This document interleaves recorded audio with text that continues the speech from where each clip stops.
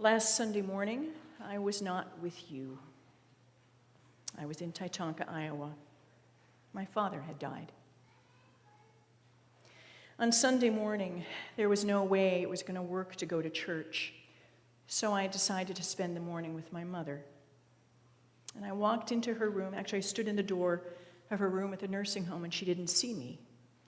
But I saw her in her recliner, her favorite blanket pulled to her chin, and sheets of water running down her cheeks.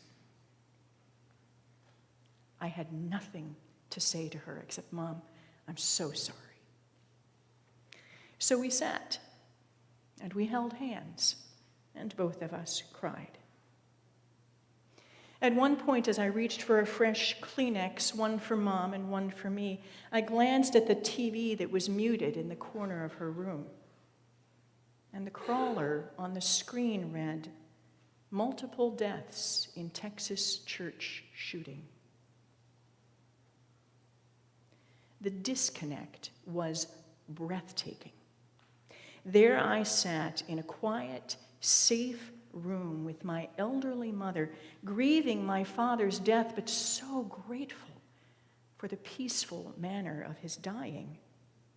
And at the very same moment, one time zone away, in a room that should have been safe, other children, other wives, other mothers were wailing over the crumpled bodies of those who died violently and far too soon. When I returned to the office Monday morning, the very first conversation we had, before anybody said, "How are you?" to me, "Thank you, I'm fine," the very first conversation we had was about our safety here. What will we do if an unwelcome stranger, an armed intruder, approaches this supposed to be safe place? I am ashamed to tell you that we will not be ready. More than a year ago, we launched a safety team and emergency preparedness plans, and Russ is nodding along. He was part of that group. And if I'm remembering right, it was after some incident like this. But you know how this goes. Then the emergency seemed not quite so emergent, and we became distracted by other matters.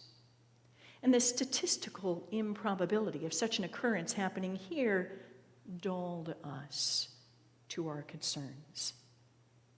We just stopped paying attention.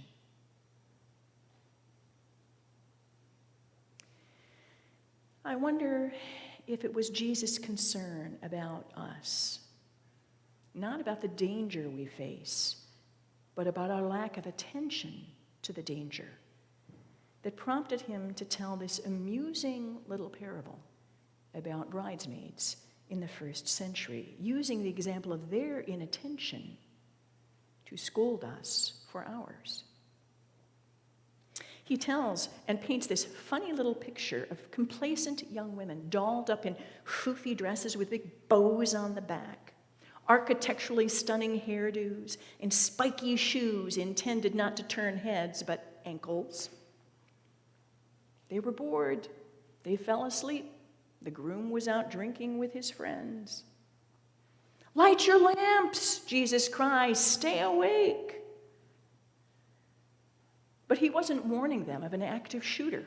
He wasn't warning them of an unwelcome stranger. He wasn't warning them about a tragedy about to round the corner.